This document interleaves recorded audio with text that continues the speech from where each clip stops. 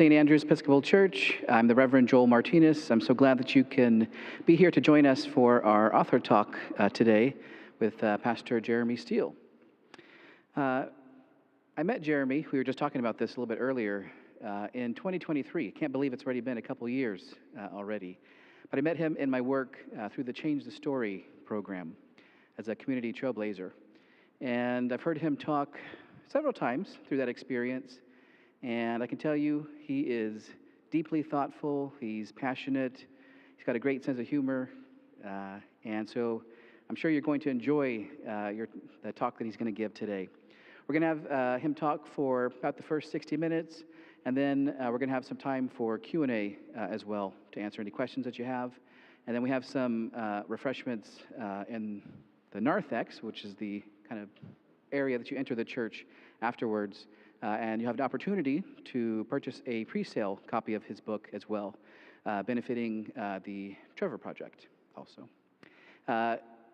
Just some logistics. If you need to use the restroom, to my right, to your left, is a building called the Center. You may have seen the signs. There's some restrooms there.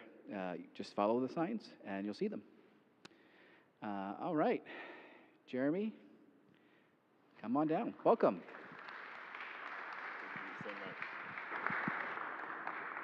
So, my name's Jeremy. I'm a deep skeptic, also a pastor. And I just want to say something. The Change the Story program is amazing. It's part of this thing called the Changemaker Initiative.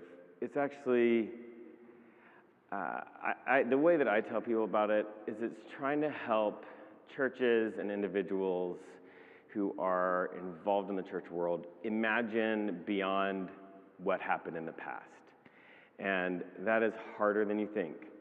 But that organization is brilliant at it, and if you ever want to know more, I'd love to tell you about it. And he did say, all the royalties of this book, How to Not Suck as a Christian, are being split with the Trevor Project. The Trevor Project is incredible. It gives free counseling to LGBTQ young people, and they literally save lives every single day. So if you don't know about the Trevor Project, you should. And if you know anybody who works with teens, young adults, please let them know about the Trevor Project. So I suck as a Christian. Like, I have sucked. I do suck as a Christian. And you can ask almost anybody in my life, and they can name some ways that I suck as a Christian. And so that's really my qualification for writing this book, is like I'm an expert in that. And and I do want to say a little bit about the choice of words there. Years ago, probably 20 years ago, I was working in a church with teenagers, and I got called to the senior pastor, the rector's office, because one of the parents had a complaint that I had cussed during my youth sermon. And I couldn't even fathom what they were talking about. Not that I don't cuss, just to be clear, I just don't do it professionally. And so I walk into the office, and the senior pastor says, "Hey, this is Miss Ann." And I mean, she was like legs crossed, lips pursed, like she was ready to watch me squirm. And and he said, you know what she said? I was like, I have no idea. Like, I don't know what I said. And I looked at her, and she said, well, I'm not going to say it. And the pastor said, she said, you used the term suck. And I was like, oh, well, yeah, I did that. And I was like, I have no idea what's wrong with that. And she spoke up. She was like, it refers to a sex act. And I was like, whoa, threw up a little bit in my mouth.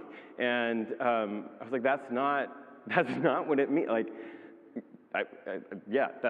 so I'm not talking about, when I use the term suck, that's not what I'm talking about. I mean that, like, people do a bad job, right? We do a horrible job at being Christians. A lot of people do. And really, I spend almost all my time with people who have left the church who are agnostics or atheists or Wicca or ex-evangelical. They identify as all kinds of different ways, and every single person will tell you that the reason that they left the church was because of Christians. And that's the reality that we live in. And so this book, it's actually not my own. I have like almost 150,000 followers on TikTok, and told them I was going to write this book, and I asked them for suggestions. So they gave me like 100 different topics, and I chose the ones that are in this book. And so their hope and my hope is that this book actually helps you and other Christians suck less at being a Christian. But I need to warn you. The stuff that I'm going to say here, the stuff in the book, it might hurt. Right? When you find the place that you suck and somebody points it out, there's this tendency to recoil, right? To pull back, to defend yourself. And what I want to encourage you to do is to not recoil. Because that's where the danger is, in the recoiling.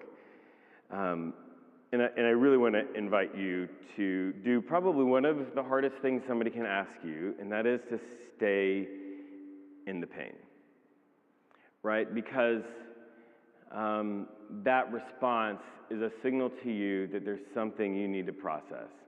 Maybe it's not you, maybe it's me, maybe I'm completely wrong, because I'm sure that half of what I believe is wrong. I just don't know which half.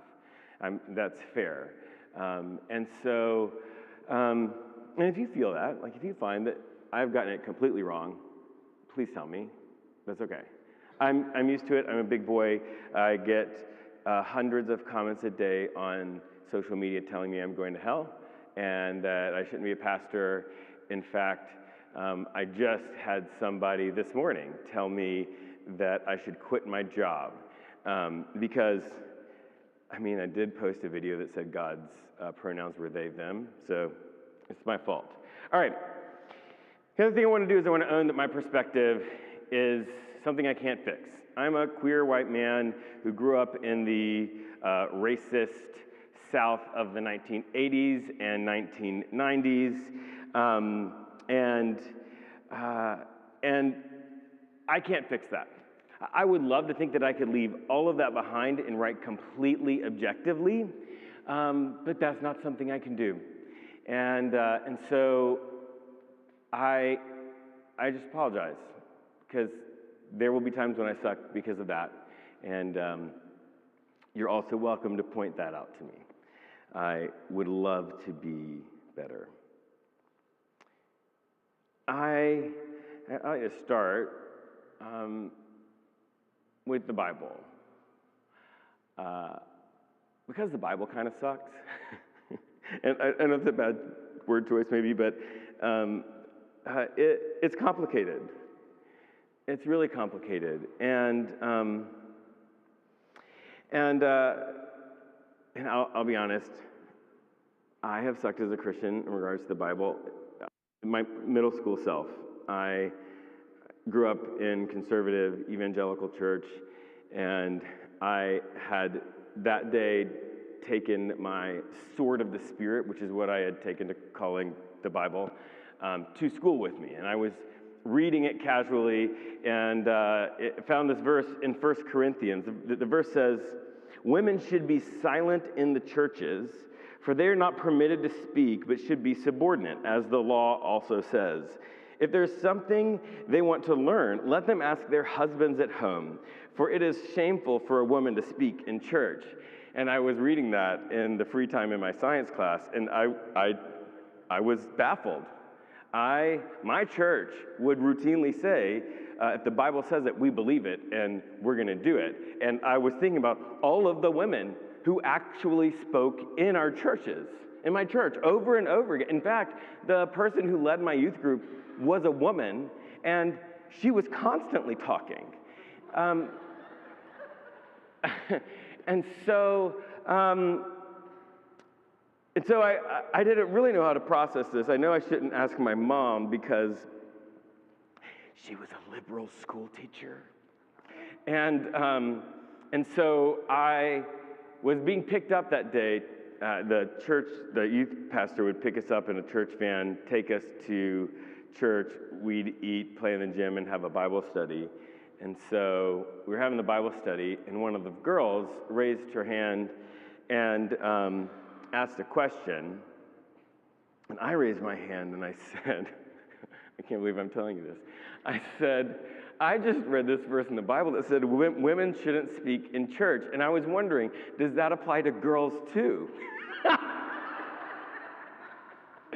And my youth pastor, luckily, said, okay, let's look at the verse.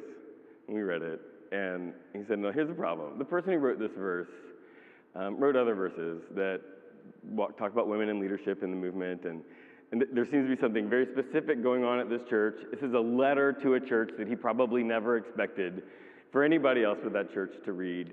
And you can't just pick this verse out and start doing that.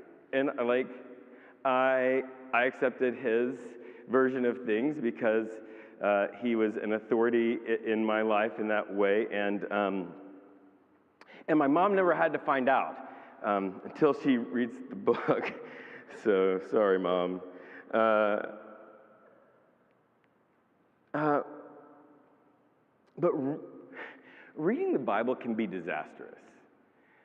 Or let me rephrase that. Reading the Bible has been disastrous, right? The Bible has been used to support slavery and to support misogyny, to shame LGBTQ people and tell them they're going to be going to hell. And the whole hell thing is its own thing. There's a whole chapter about that in the book. But the Bible has been used to do horrible things. Also, if anybody ever tells you the Bible doesn't support slavery, they're just wrong. It does, and we have to square with that. But the way we do that is really, really important, and that's where we're headed. The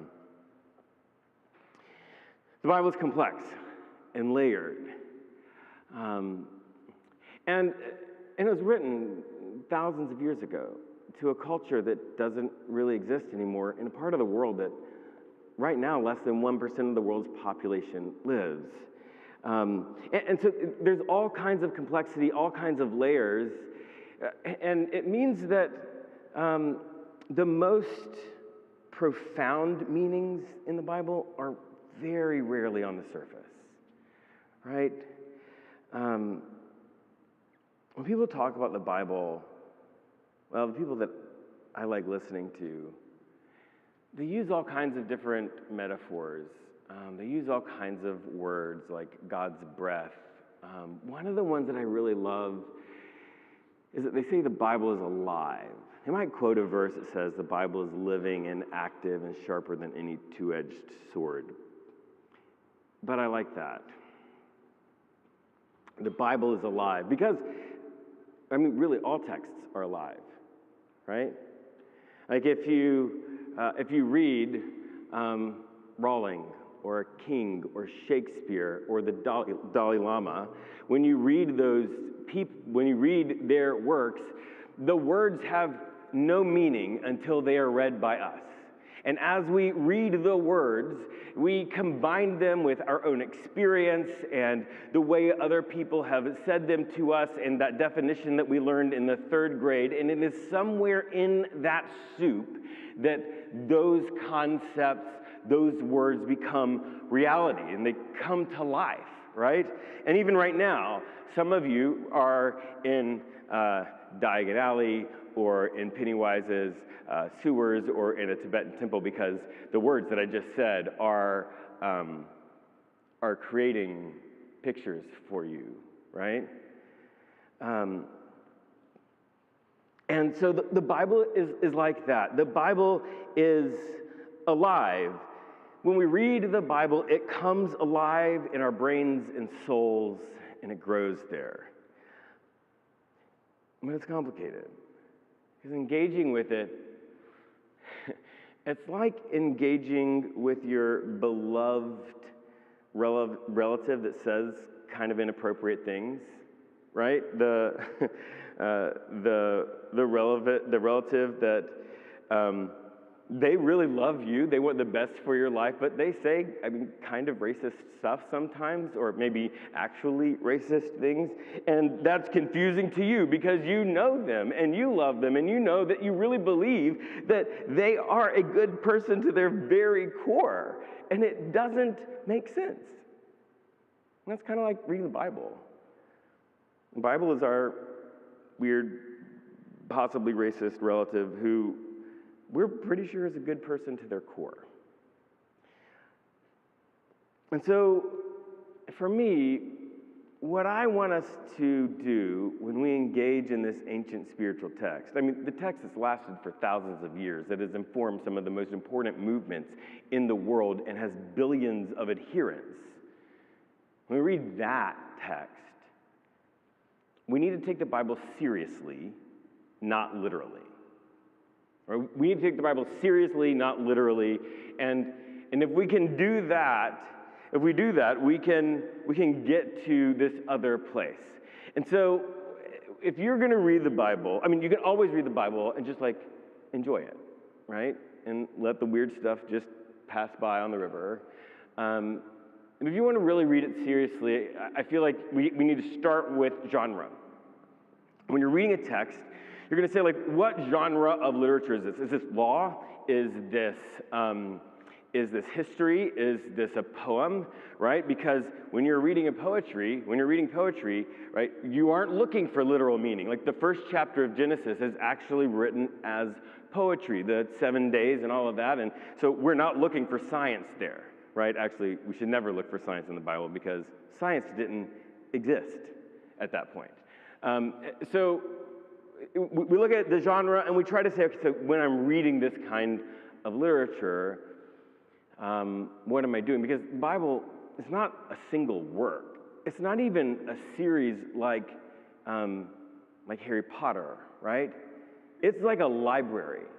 It's a collection of different books, and each book has its own purpose, its own author, its own view on the world. Just like if you read a book by Stephen Hawking and then flipped forward and read a book of poetry by Joy Harjo, right?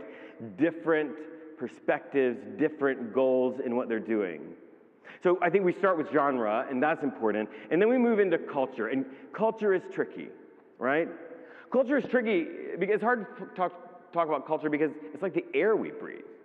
We're constantly engaged in our culture, and we are seeing everything through our cultural lens, and we don't even realize it. And the culture that we're talking about happened thousands of years ago, right? And just think of all the things that are culturally defined, that change over time in culture, right? We can think of the style of dress. We can think of marriage. We can think of sexuality, the understanding of gender, right?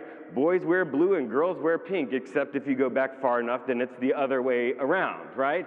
Academic and historical values are part of culture, and that's kind of a setup because I want to say something about that. Ancient historians had a different view of the task of history than we do. So if I told a history, if I wrote a book of St. Andrews and I told every single detail of everything that's ever happened in this community all the way through, and it was kind of a mess because it would be, but if it was accurate, step by step, modern historians would say you did a good job, right? There's not a single message because a single message doesn't exist about the history of St. Andrew.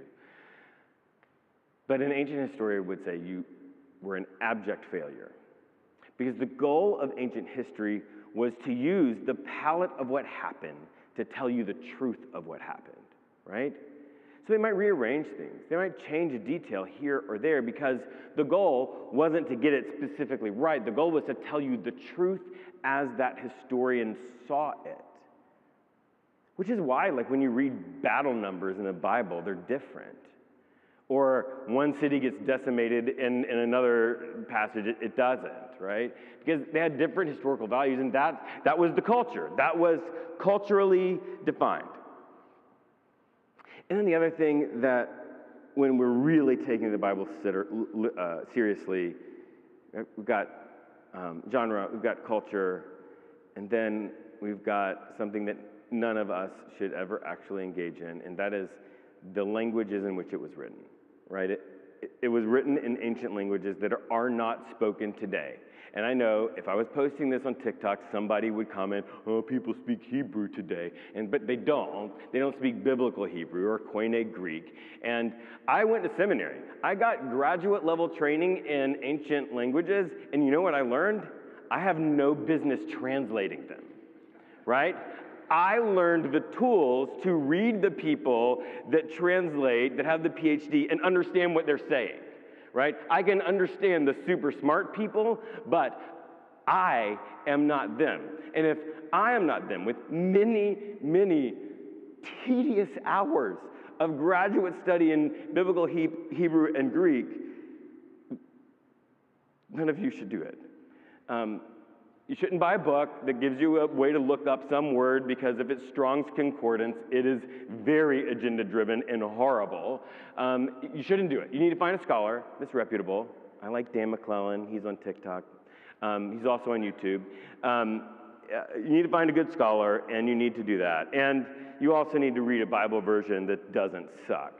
And so the King James is out. Really the NIV should be out as well. For scholars, they say that the most accurate current English edition of the Bible is the New Revised Standard Updated Edition. It comes from the Society, it's endorsed by the Society of Biblical Literature, and they're the people that are the academics. And when somebody says the academic consensus, they're referring to, in general, the Society for Biblical Literature. Also, if you're going to form beliefs, you really need more than the Bible. And we'll talk about that in just a minute. I think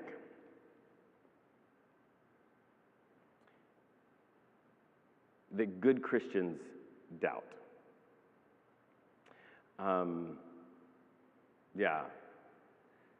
Which was not okay in the churches that I grew up in. If you expressed doubts, questions, you were ignored or silenced. If you kept doing it, you were causing other people to stumble and eventually persona non grata. That was me. When I started this, I said I'm a deep skeptic. I've always been a deep skeptic. I've always have questions and doubts. I still am not sure if God exists.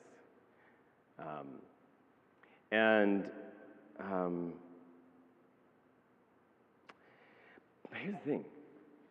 All the famous Christians, like the recent all-stars, right? Like Mother Teresa, they've all been doubters. They've all had times where they weren't sure if they were Christian or if God exists. Or like Mother Teresa wrote a letter to somebody one time. She said, "The space for God within me is blank.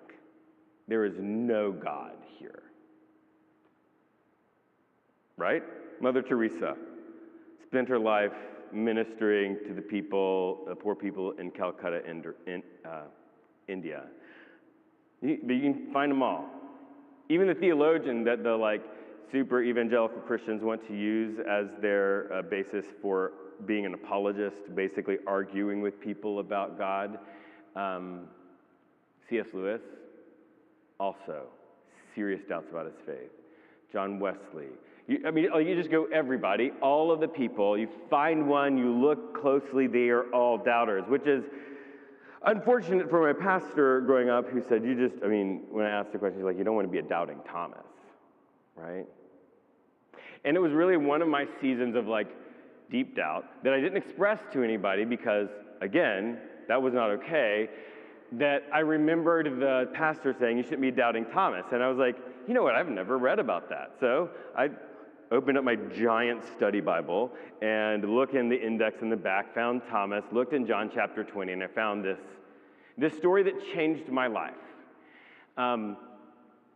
So this story comes after Easter, after the resurrection. Jesus has died, he's been raised from the dead, and it says the disciples were gathered in one place, the door was locked, but it says, it makes this little note, Thomas was not there. Thomas, of Doubting Thomas fame, was not there. And I know why he wasn't there. I think I know why he wasn't there. If Thomas was a skeptic, and he was recruited by Jesus to be a Talmud, the disciple, to follow him around, that was a huge honor. Of course he's going to say yes. And as he's going on the tour with Jesus all over the country, and he's seeing all these things, he's yeah, that person who said they were blind clearly was not blind, right? I mean, you spit in his eyes, that's not a thing, right? And he gets little by little, I imagine, he starts out by I don't know, he's a good preacher, but all this other stuff. But little by little, I imagine that Thomas was wait, maybe it is real. And then some guy that was actually clearly dead, raises from the dead, and all this stuff, it builds up. And I imagine that by the time we get to the end of the Jesus story, Thomas is a true believer. He believes. He's had enough data that he is ready to say, yeah, okay, Jesus is the Messiah. I don't know what that means. I don't know what's going to happen, but I'm here for it. And then in just a matter of hours, Jesus, the person that he started to believe all of this miracle stuff, is tried, trumped up charges, and killed as a common criminal. Just dies. Is executed. And I can imagine what Thomas felt. How could I have let myself get duped? How did this happen? How did I get myself involved in this crazy true believer groupthink? He wouldn't have had any of those terms. But yeah, but all of his friends still believed, right? They were all the true believers.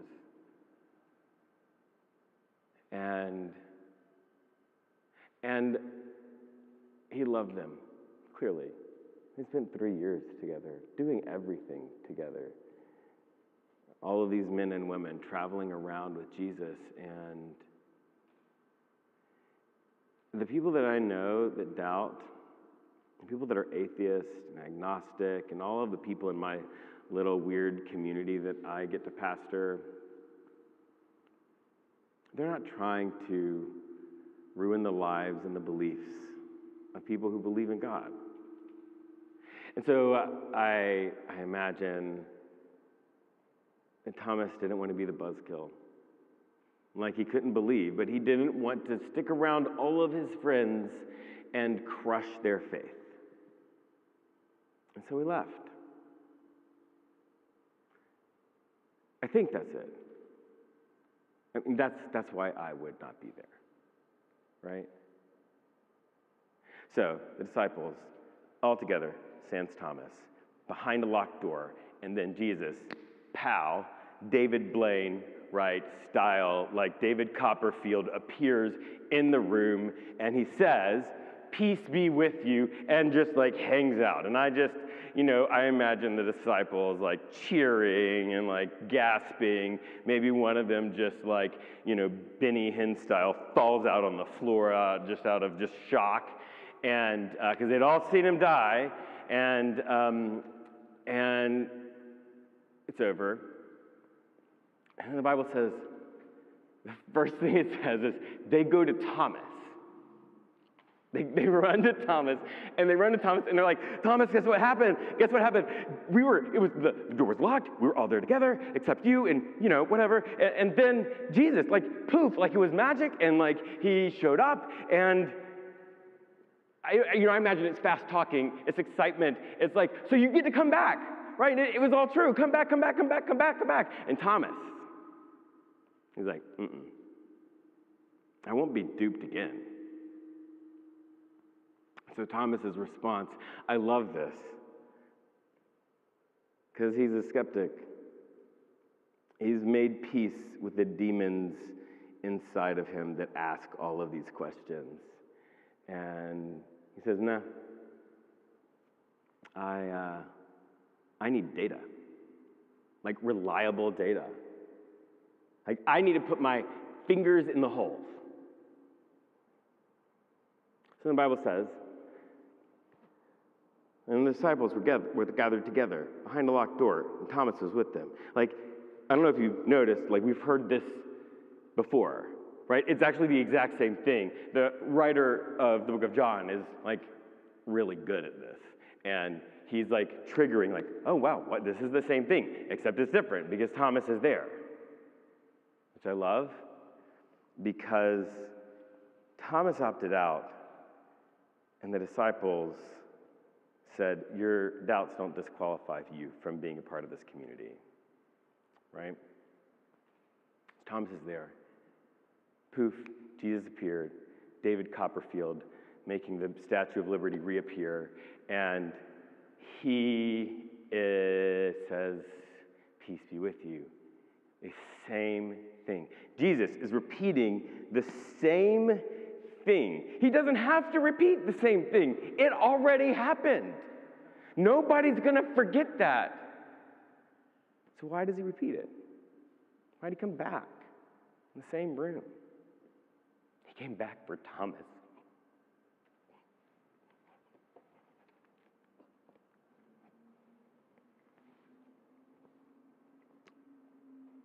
And I love that because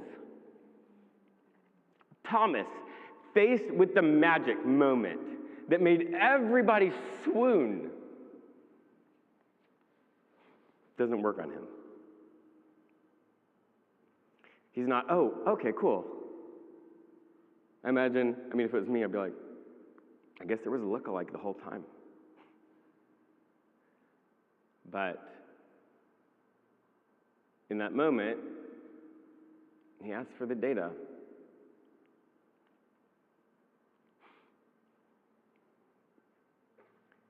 And Jesus doesn't shame him for it. Jesus doesn't do what my pastor did, what my church did. Silence him, dismiss him, ignore the hard question. Jesus gives him the data that he needs. Yeah. As far as I'm concerned, good Christians doubt. Doubts don't disqualify you from faith. They shouldn't. If any church is trying to follow the way of Jesus, it definitely shouldn't opt you out of community. But good Christians doubt because here's the thing. I've lived long enough. I'm 45, which according to the young adults in my life is really effing old. But the more I live, the more new data comes into my life. And when new data comes into my life, it challenges things. It hurts sometimes. And here's the thing. Ignoring the sort of river of new data that is feeding the lake of your life and will turn it into a stagnant pond. Yeah, it stops the change. It stops the discomfort that is brought by all the new water. But eventually the algae is going to set in. It's going to cover the lake, take up all the oxygen, and the beautiful things, all of the life that river was bringing into the lake is just going to die. And so I think that really questions and doubts are a sign of spiritual health. It means that you're engaging deeply in your faith and in your life. And so when we have questions and we have doubts, we look for answers. Spoiler alert, we don't always find them. And we don't always find good ones, right? There's some easy answers that shut things down. But the good answers, the one you're looking for, are the answers that prompt more questions.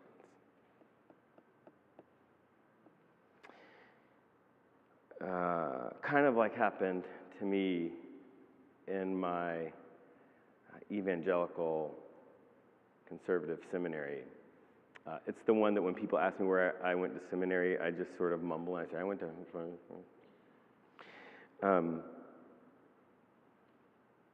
Because I would say you need to be pro-choice because God is pro-choice. Except I kind of have sucked at that as well. At that church that I grew up in, one of the churches I grew up in, there was one Sunday a month where they would shorten the service. And it wouldn't shorten the pastor's speaking time, let's be clear. We were less music that Sunday. We were getting out a little early, but the message was always about the sanctity of life and how it was evil to kill unborn babies. And then we'd let out and we would go to the 4-lane street in our town, and the Mr. John would have the back of his minivan open, piled high with abortion protest signs. I would always get the one that was talking about adoption because I'm adopted. And we would go out and we would stand with all the other conservative churches in our area along this street for miles and miles holding abortion protest signs. Yeah. I sucked as a Christian. So then I go to seminary, and I just accepted this. This was an inherited belief for me. I accepted it. I went to the seminary, and I'm about halfway in, which is important because, I've got the tools. I know how to do real research and that kind of stuff. And we're in this class where we're going to debate the different issues, all these issues.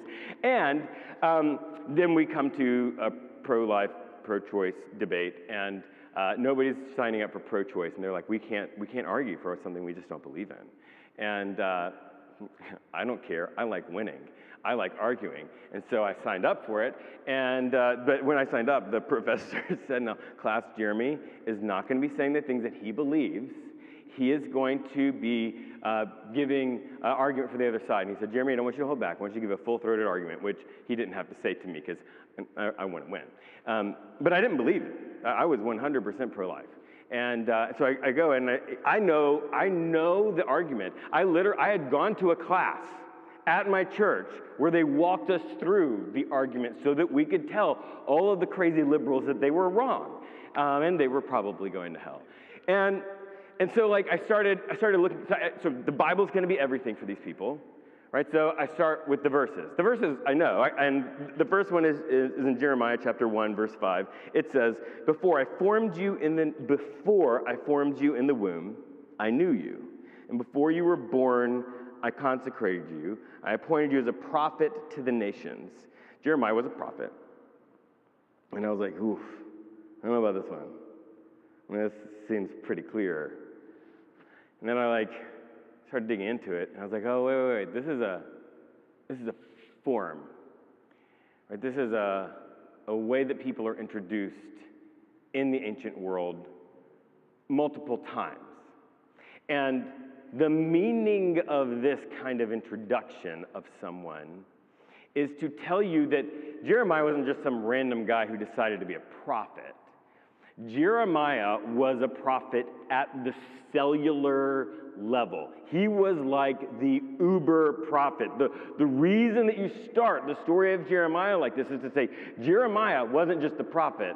He was your prophet's favorite prophet, right? Or in the words of the most holy Lady Gaga, blessed be she, he was born this way, right?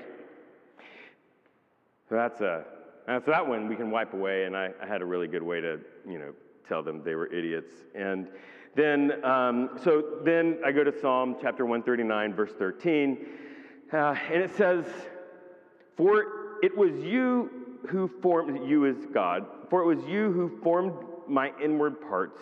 You knit me together in my mother's womb." Oof. But then I decided I was going to read the rest of it, put it in context. It says, I praise you, for I am fearfully and wonderfully made. Wonderful are your works that I know very well. My frame was not hidden from you. When I was being made in secret, intricately woven in the depths of the earth, your eyes beheld my unformed substance. In your book were written all the days that were formed for me when none of them as yet existed. There's I don't know if you counted, there's 3 other metaphors in there. As I read it in context, I had a professor that would say, a verse without its context, is just a pretext for saying whatever you want to say. So like one of the metaphors in there is Sheol. I know what that is because I had learned that a long time ago in seminary, right? They believe that the earth is flat. Still not sure why that is still a thing that we believe. But the earth is flat, and it was resting on pillars that were in water, and the waters were called the deep. They were sometimes called Sheol. It was the realm of the dead. It was thought about as chaos, and it was the reason that floods were so destructive, and that is it. And it's the part at the very beginning of the book of Genesis that it says when God began creating the earth, which that's the accurate translation. It presupposes there was stuff there. But when God began creating the earth, the Spirit of God was hovering over Sheol, the chaos, the deep, the waters. The psalm is like calling back to that to like inform this metaphor. There's like metaphors for metaphors in this passage, and that's what the other part is. It's a metaphor. It's not talking about science. You don't take it literally. Take it seriously. I didn't realize it at the moment, but I was starting to become pro-choice. So I knew that I was going to have to go on the offensive. I couldn't just argue that they were wrong. I needed to argue why I was right. So I was like, I got to find something, maybe a law, maybe whatever. I eventually found Exodus chapter 21, verse 22, where it says, if a woman who is pregnant, if somebody hits them and damages them and she loses the baby, then they have to pay a fine. And that was interesting because the Old Testament laws are generally characterized by this phrase, an eye for an eye and a tooth for a tooth. Like, if I punch you in the mouth, it breaks your tooth. You get to punch me in the mouth and break my tooth, right? And if I kill you, the penalty for me is being killed, right?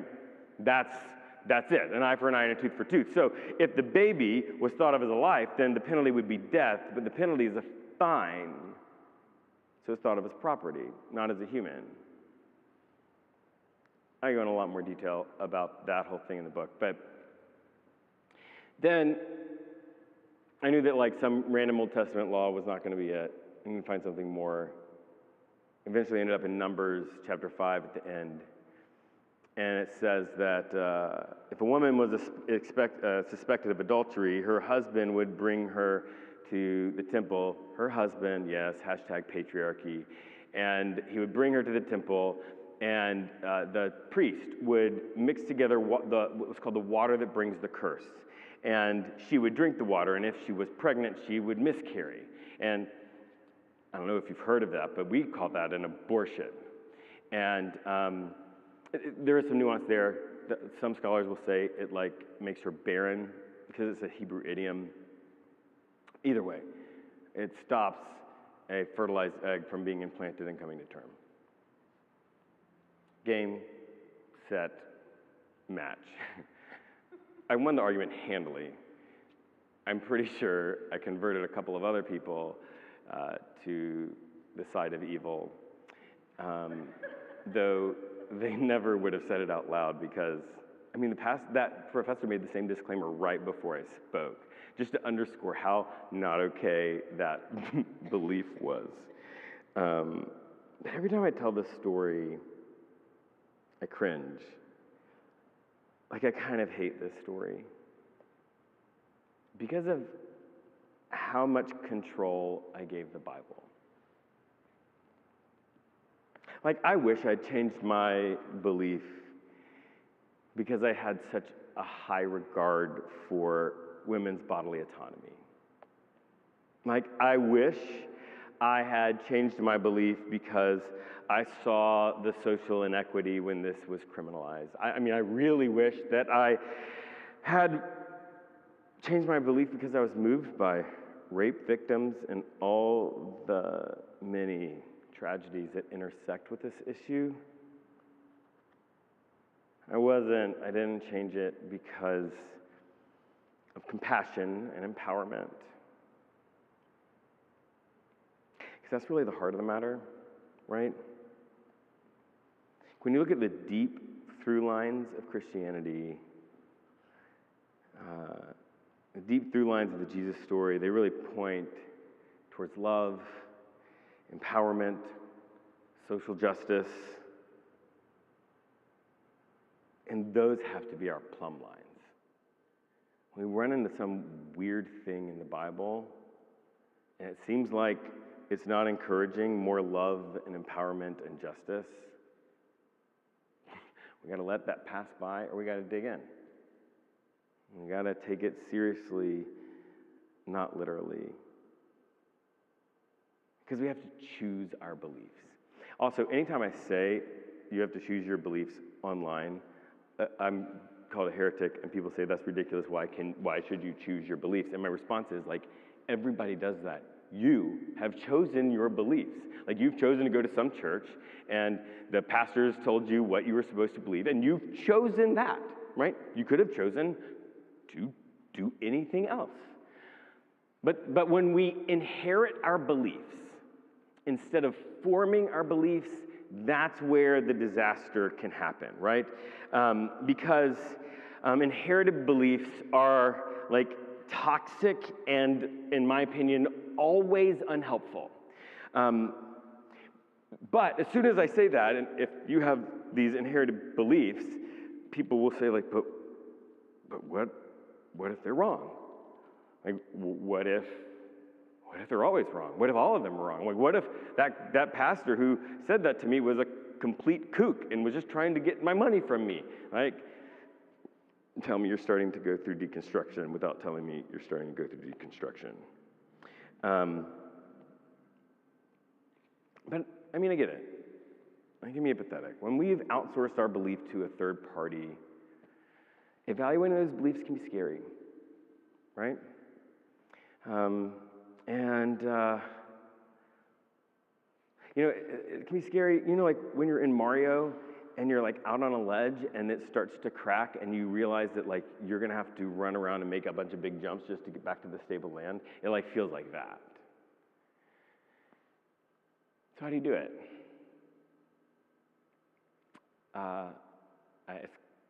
It's kind of simple, and it's also really hard. There's a bunch of methods. The one that I teach people for forming their beliefs is you start with your sacred text.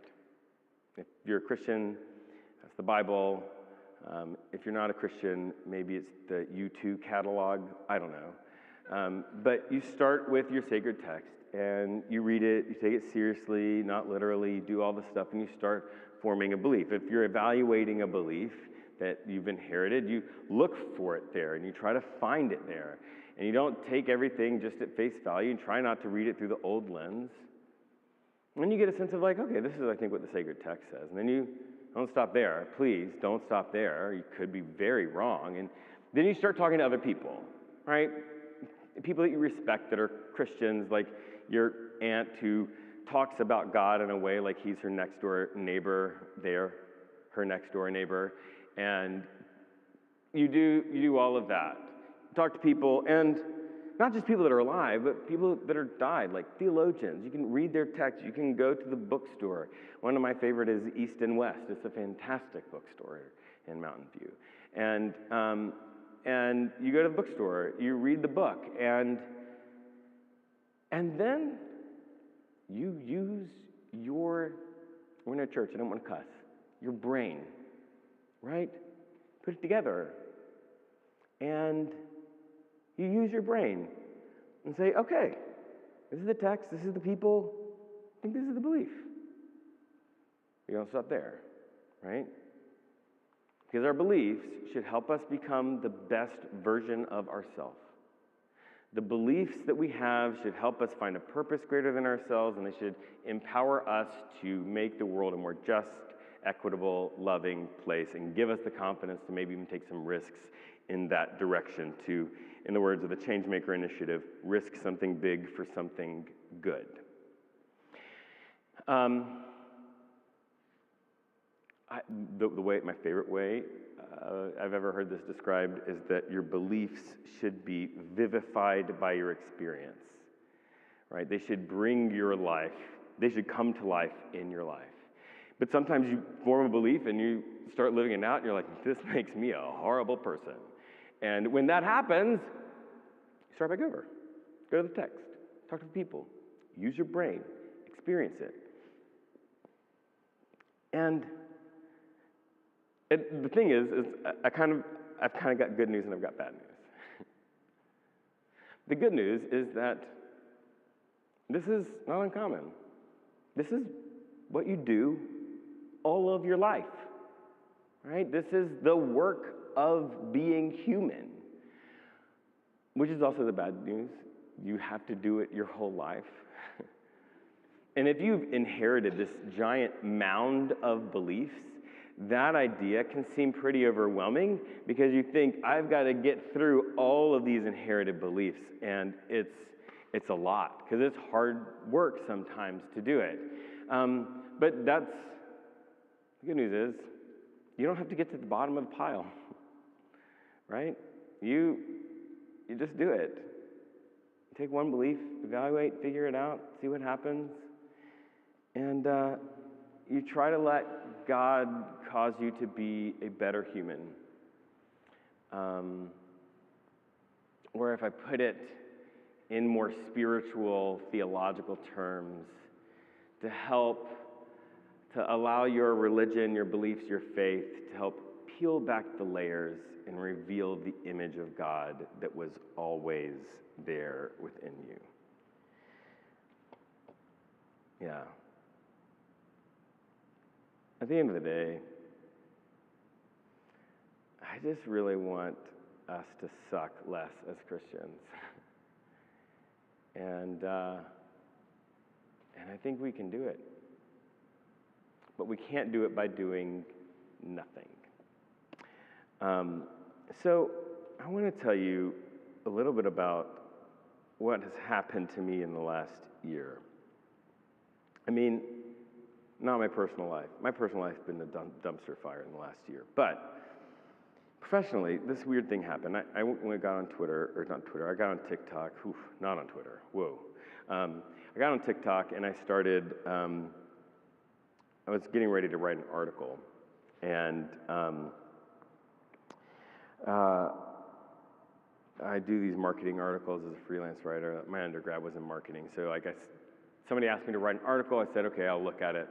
Give me a month. I don't have a TikTok account. This was like a year and a half ago.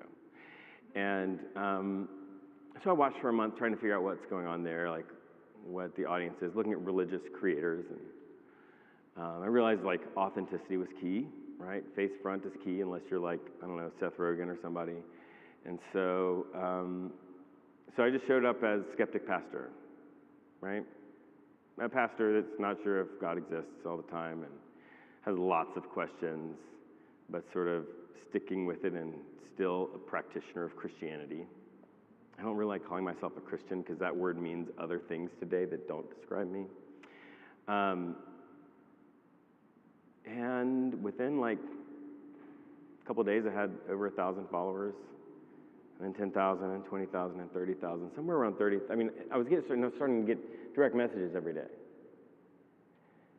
And direct messages, like this guy messaged me, he was a young adult, and he said, I came out to my family, and when I did, they told me I was going to hell, and I believed them.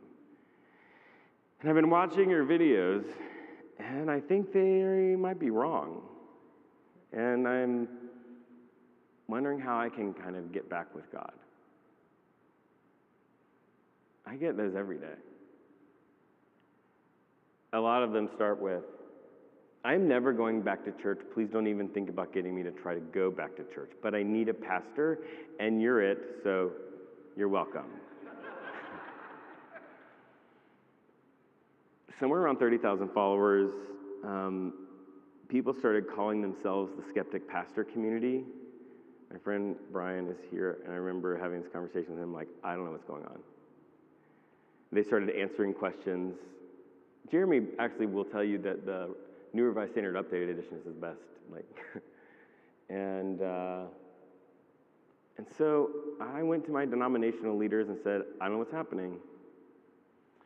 But I think maybe, unbeknownst to me, the Holy Spirit, or whatever you want to call it, has been gathering a church on TikTok, maybe?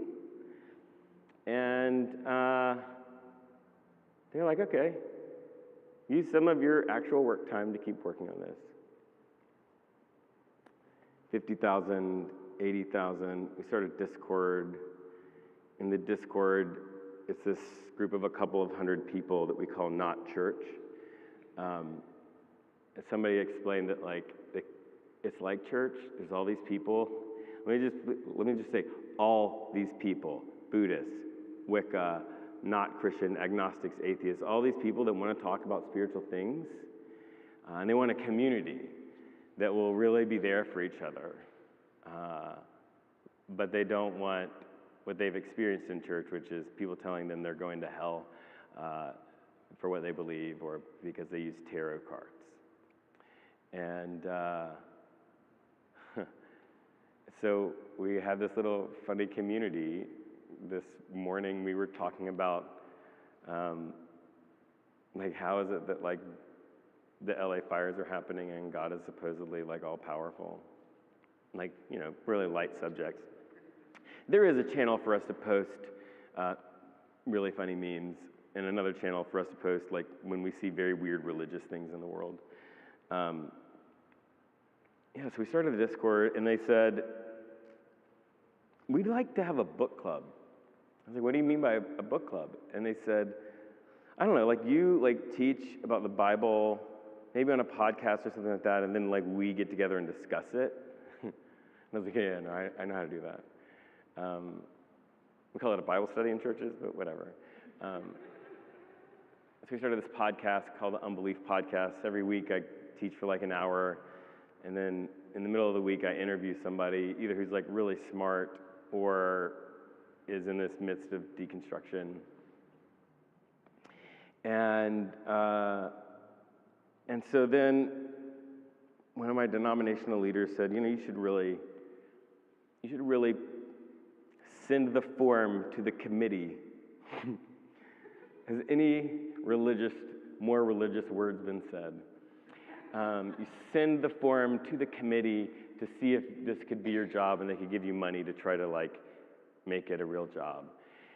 And I did, and I was the form asked me things like, how many schools are within a 10-mile radius of your, and I was like, all? In the whole world? I don't know.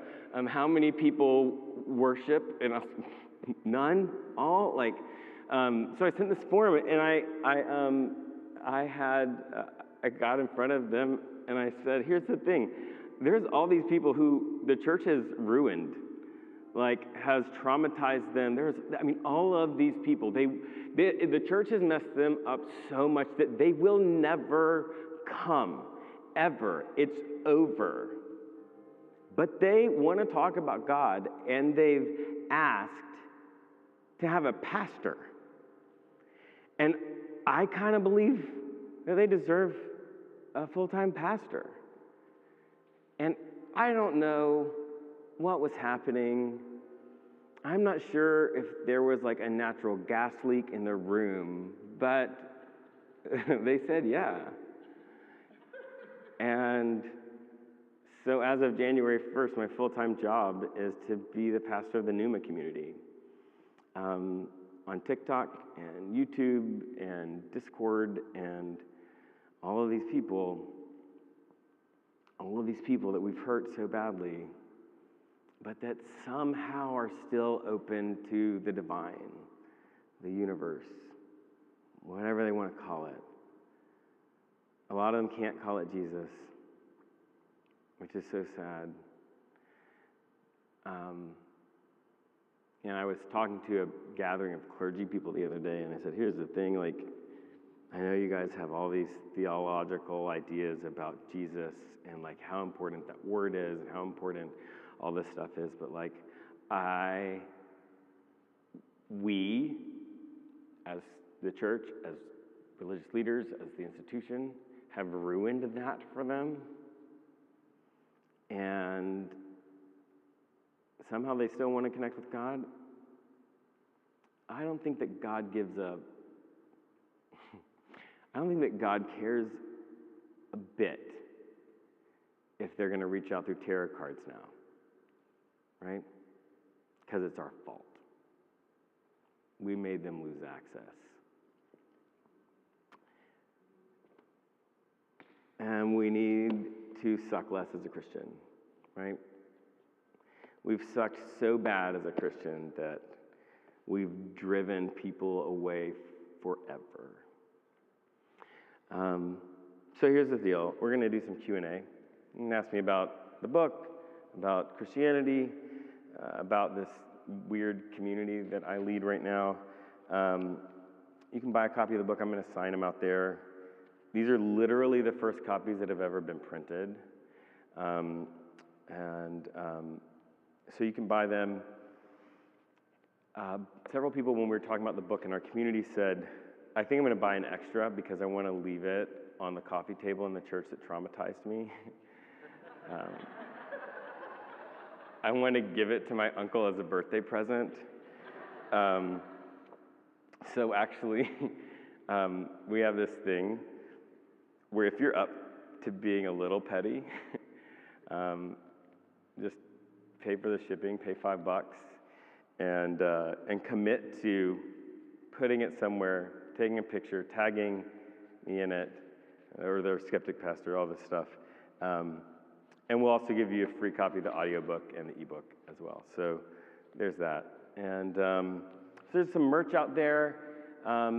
If you want to be part of that community, or you have a grandson or a nephew that you're like, no, that's the person, you can send them a link to Patreon. It costs $3 a month to get involved in this Discord community. We charge $3 because we're not going to ask anybody to give us 10% of their income. So you pay for what you get. If it doesn't work, just stop paying. It's fine. And there's, lists on that. And if you want to support what I'm doing, that's something you can do out there as well. So, yeah, question and answer. Joel's going to be the Phil Donahue of the room. I'm old. I'm sorry. I should have more modern references. First off, let's just give a round of applause for Jeremy.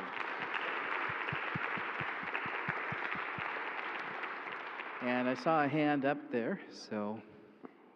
Thank you very much. You mentioned a denominational group that supports you. Did you mention that you went to your denominational group that supported you? I did. And what is that group? I am a United Methodist pastor, and the Virginia Conference of the United Methodist Church is the people that had the poor judgment to say yes.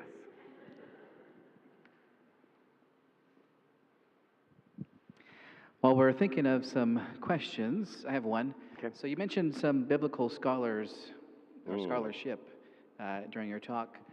Can you maybe name a couple that you like? Yeah.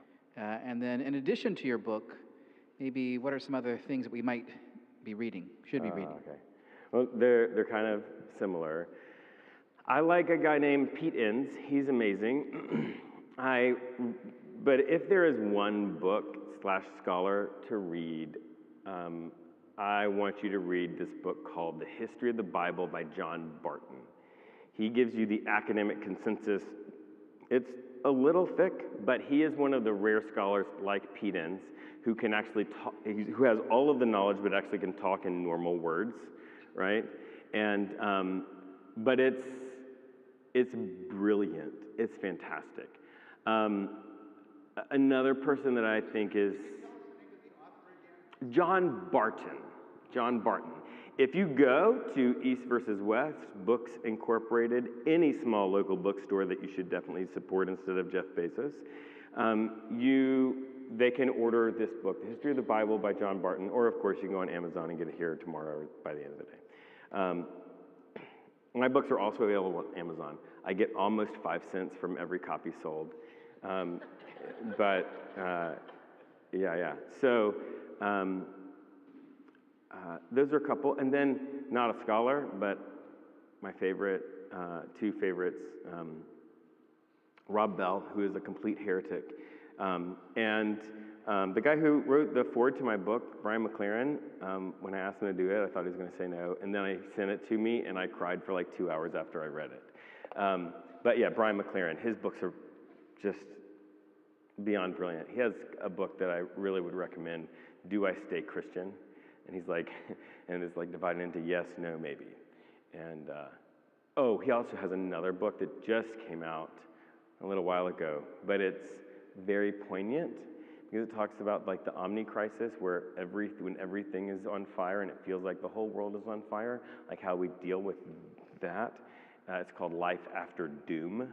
And I thought that the election, that we were going to have a feminine phenomenon, but that didn't happen. And now that Life After Doom book seems even more important for me to read again. So those are some recommendations. Yeah, thank you for that opportunity. Thank you. And I had just gotten a notice from some of our online viewers, just not a question, but just comments saying, thank you, this has been an amazing talk as well. And looking forward to reading the book also. Great, that's fantastic. And I'm going to be preaching here tomorrow. I think I'm even more excited about that than this because I'm getting to tell this story that, I don't know, it's wonderful. So some of you who go to this church, I'll see you tomorrow too. What additional questions? Oh, yes. From our rector, Maylee. This is sort of silly, but with TikTok on everybody's minds, and I know it's a big platform for you, what are you going to do? The creators that are on TikTok, we've been losing our mind, our hair's on fire, and talking about what we're doing. Most of us are moving to YouTube, and also most of us are believing, as weird as it is to say this out of my mouth, in capitalism. There's a lot of money there that everybody's going to lose, and like the Senate has introduced a bill to delay it. President Biden has said he's not going to enforce it. Donald Trump, one of his major contributors, who is like, the devil, is one of the main investors in ByteDance. So there's lots of hope that the horrible things in the world will do that, will make that happen. Maybe it will go dark temporarily. But if not, YouTube, and then we'll see. But I've got this Discord group, and that's the deep stuff, the people that are really there for each other. Yeah, thanks for asking that. Also, everybody is mortified and scared.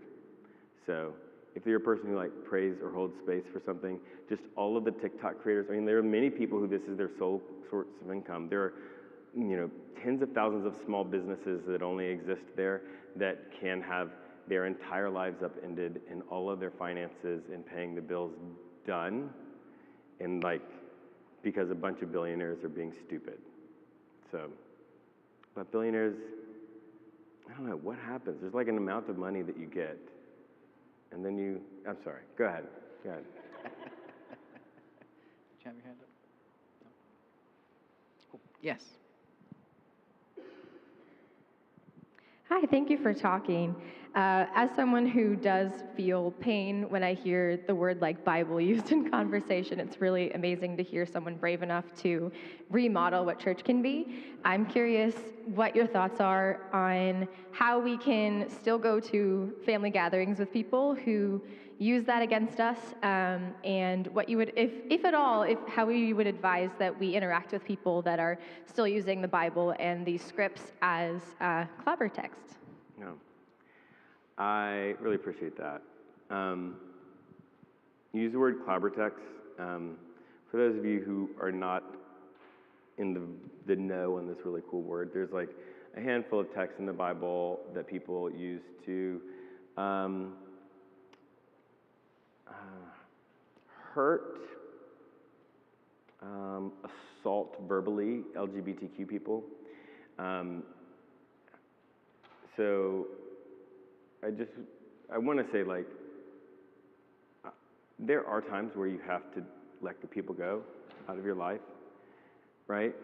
Somebody abuses you, there's ways to let go of this, hurt and pain and revenge, but it doesn't include having them in your life, right? So, I just want to be sensitive to that, but you asked how you stay engaged, so I'm going to answer that question. I think the easiest piece is that when there are people that are deeply in your life, there's this fallacy, there's this thing that we do in our brains where we imagine that we have one shot with them, right? Over Thanksgiving, at the funeral, at the baptism, sitting next to them in church, whatever it is. But when people are in our lives like that, we actually have like the opportunity for 1,000 conversations, right? And I think when it is something that somebody has a deeply held belief that they have been completely brainwashed like I was, when their mind has been addled by having cable news playing in their house 24 hours a day, you're not going to get it in one interaction, but you might in 1,000, right? And so the first thing is to just think of everything as like the smallest thing I could say today, right? Including opting out and saying like, Grandma, I love you. I can't have this conversation with you right now, right? Which means I'm going to engage with you, but I've got this boundary and you're crossing it. And I'll be honest, I've got kids. If I was, doing my inane progressive drivel, and one of them says, Dad, we can't have that conversation, it would hurt. I would stop, but I would also reflect on it later. Maybe on my tone, but if it happened enough, I'd probably start thinking like, could I be wrong, right? So 1,000 interactions instead of one interaction. Focusing on communicating love and acceptance, so modeling love and acceptance without modeling permission and passivity, right?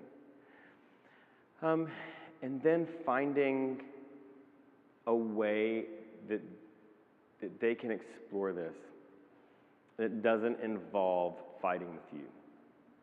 So you mentioned the clobber passages. I spend an enormous amount of my time helping people who are queer, have queer kids, whatever, deal with their conservative family members. And one of the things that I invite all of them to do, several of them have had some success with it, is to buy this book called Holy Love by Steve Harper. So Steve Harper is an academic. He was an evangelical theologian. He was in that world, teaching at an evangelical seminary, and he did a 180. And so he speaks that language natively and also has a different viewpoint. And so saying like, I know that we disagree, but I really want you to understand my viewpoint. And like, would you read this book? It's short, by the way. Like, you could read it in like 3 bathroom visits.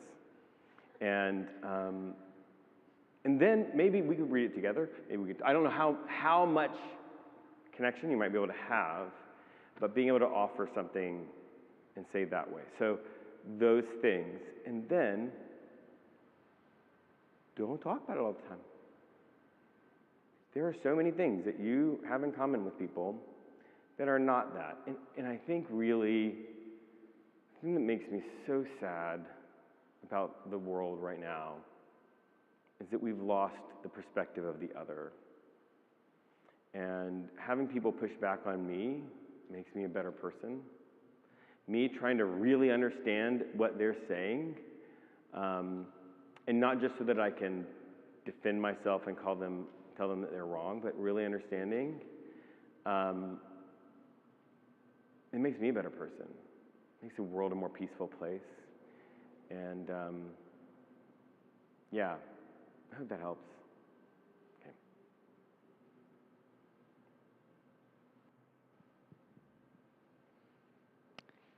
Any other questions or comments?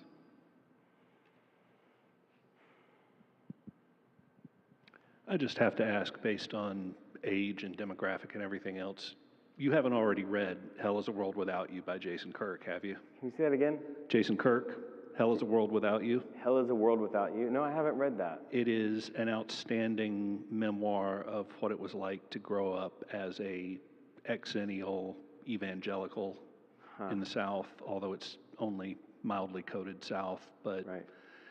outstanding. And I think, and it also was pre-released with contributions to the Trevor Project, so I think you'll That's find so a great. lot of interesting commonalities in there. Hell is a World Without You. I appreciate that. I will. Jason Kirk. I'll be in Mountain View later today and go by Books Incorporated and see if they have it. Thanks.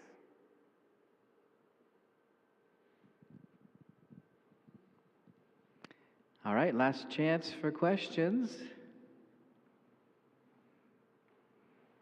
All right. Oh, yes, Dottie. Just thank you, Joel, for reading. Oh, well, yeah. Let's give a round of applause again for Jeremy.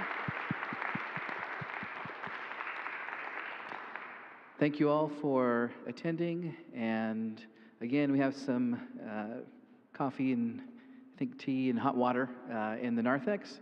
And Jeremy will be there signing books for purchase. Thank you. Thank you.